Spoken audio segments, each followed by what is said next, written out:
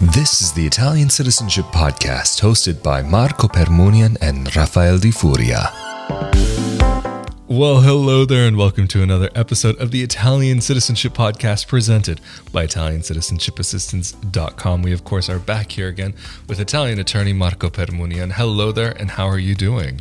Good, how are you? Doing well, thank you very much. I, of course, am Rafael Di Furia, and we are back to talk a bit more about Italian citizenship. And in this episode, we wanted to focus on the subjects regarding 1948 cases after you've already won that case, after you've had your celebrations, or maybe even some of the topics right before those celebrations. But what are those steps once you've already won? What is it that you need to go through? Because also recently we've spoken about some of what you can go through after getting Italian citizenship by descent, and maybe what some of those steps are. And so we wanted to focus this time on what it's like after the 1948 case, just because there's a few little differences in some of what you actually need to take care of. So Marco, once you and the team at ItalianCitizenshipassistance.com have helped your clients to actually go ahead and win their case, what are those next steps that you recommend that should be taken?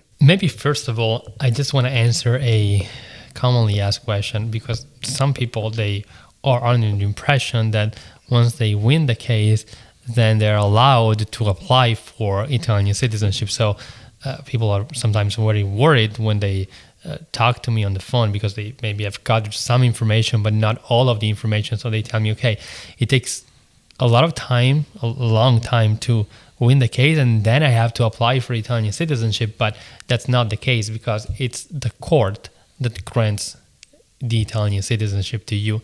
It's not that the court says, yes, you can now apply for Italian citizenship through an Italian consulate, for example.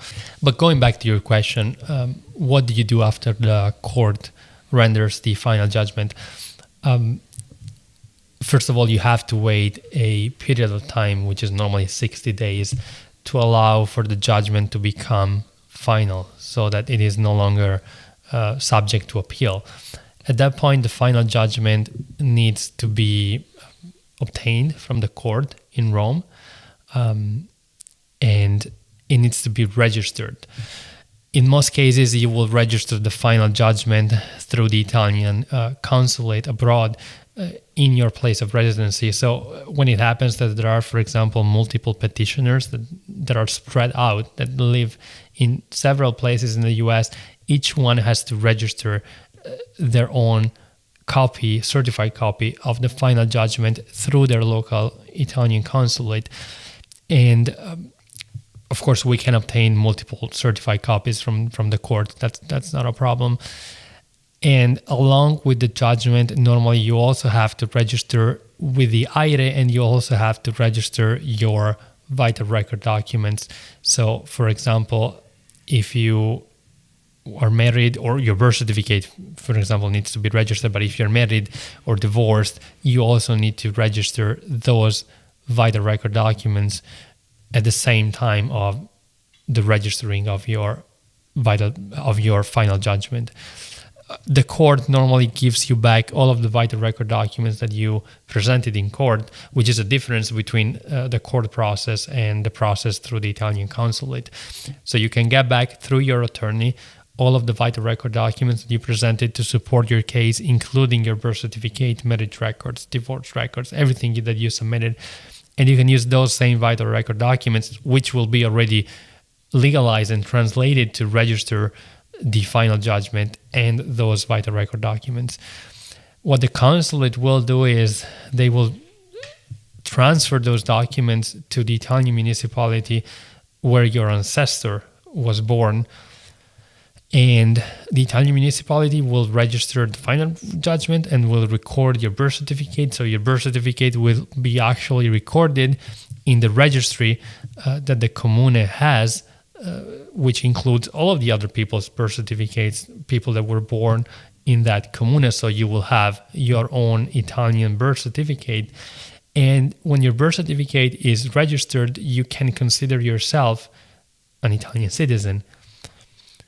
And that's, in theory, enough for you to be considered a citizen. There is nothing else you have to do, even if, of course, most people are interested in applying for an Italian passport. So then I guess the next step from what you're saying, it sounds like it would be the passport and actually making sure that you've acquired that. And what would be those steps for that person who's already gone through this process? Is there anything different that they have to do? Is there anything special that they have to do because they've gotten Italian citizenship recognized through the courts?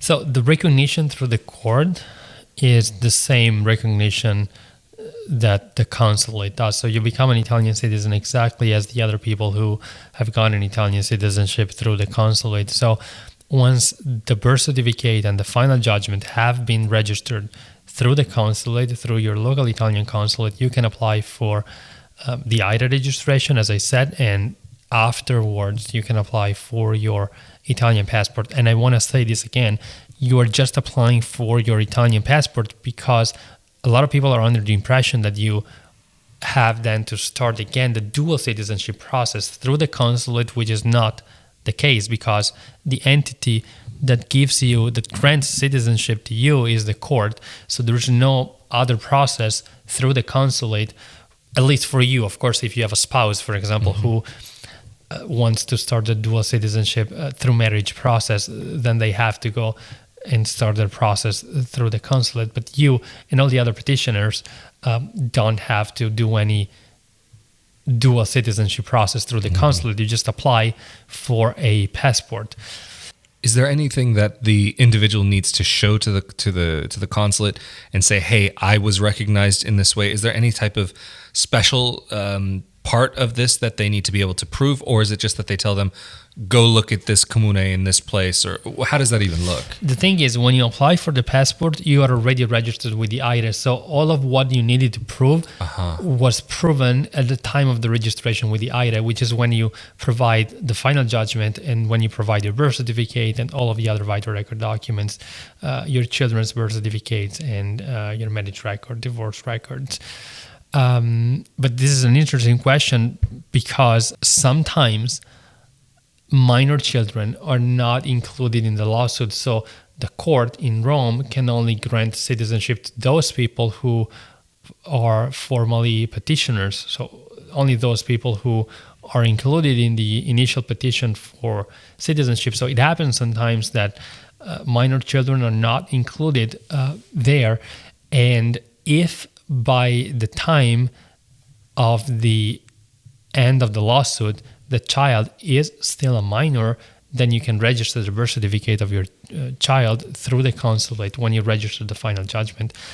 But not including your children is risky, in my opinion, unless they're very young, because if they're already close to being adults, so if they're, say, 15 or 16 or 17, it may happen that by the time you finish the lawsuit, they have become adults, over 18, and therefore it's no longer possible for them to be registered as minors through the consulate, and they will have to restart a lawsuit to be able to obtain Italian citizenship the same way you did. So I guess at this point, this is pretty much everything taken care of. It doesn't sound like there's really that many more steps any more pieces in the puzzle that really need to be put into place. But even though we went over this in the other video where we talked about this, the steps after Iure Sanguinis, I think it might be worthwhile going over them again in this episode. Is there anything that an individual needs to do to upkeep their citizenship? Does their citizenship expire? Like all of these common questions that I know a lot of people have, I think might be worthwhile going over in this episode as well. When you become a citizen through the courts, you become a citizen exactly as everybody else who got their Italian citizenship through the consulate, or even people who were born in Italy to Italian parents. So you are an Italian citizen, period. So your citizenship is the same as the citizenship of any other Italian citizen. So it doesn't expire. You don't have to do really anything to keep your citizenship active. Like we said in other videos, what expires is the passport. So you have to renew your passport every 10 years if you want to when it expires. But as for your citizenship, it doesn't expire, not even if you never go to Italy. If you if you never visit Italy, you can maintain your Italian citizenship throughout your life. There is nothing you have to do to maintain your citizenship active, even if you forget to register with the AIRE of the consulate in the area where you move. Even if you forget to register your marriage record, if you get married again after the lawsuit, or if you have more children, nothing really happens to your citizenship. Your citizenship just remains there. And of course, when you're interested in, for example, getting a new passport, if it's about to expire, the consulate may require you to register yourself with the AIRE in the new place where you moved, and to register maybe your marriage record, your divorce records, your children's birth certificates, in order for you to be able to apply for the passport renewal. But other than that, there are really no other obligations that need to be fulfilled in order for you to be able to maintain your citizenship. Anyway, I think we've covered a lot of ground in this video, and even though it's a shorter episode, I think it's worthwhile keeping it just as this nugget, this little piece of information that people can come and refer to. So of course, Marco, if people are needing help with this process and to go through the courts of Rome to get their Italian citizenship, or any other way of getting Italian citizenship, how can they get in contact with you and your team? People can contact us through our website, Italiancitizenshipassistance.com, or they can give us a call. The number is on our website.